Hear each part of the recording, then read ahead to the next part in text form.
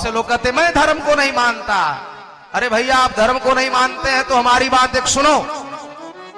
जो व्यक्ति कहता है कि मैं धर्म को नहीं मानता हूं, आज अपने मां को मां कह रहा है, कल अपने मां को भाभी कहना शुरू कर दो। भाभी कहना शुरू कर दो यदि आप धर्म को नहीं मानते हो तो।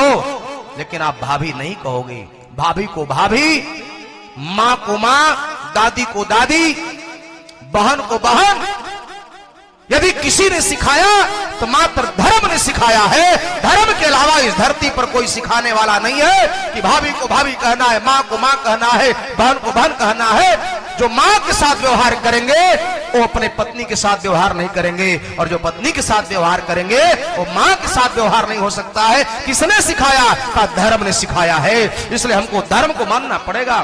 ध्यान रखना प्रेमियों, 30 वर्ष का भाई हो, 25 वर्ष की बहन हो, रात्रि के अंधेरे में एक ही घर में, एक ही रूम में, एक बेड पे सो रहे हो, कक्ष की बत्ती बुझी हुई हो, घर में कोई नहीं है, एक बेड पे 30 वर्ष का भाई, 25 वर्ष की बहन सो रही है, घर में कोई नहीं है, कक्ष की बत्ती बुझी हुई है।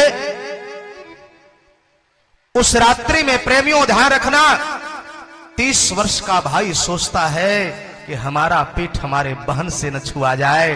25 वर्ष की बहन सोचती है कि हमारा पेट हमारे भाई से न स्पर्श हो जाए। इससे बढ़कर के धर्म का प्रमाण क्या हो सकता है?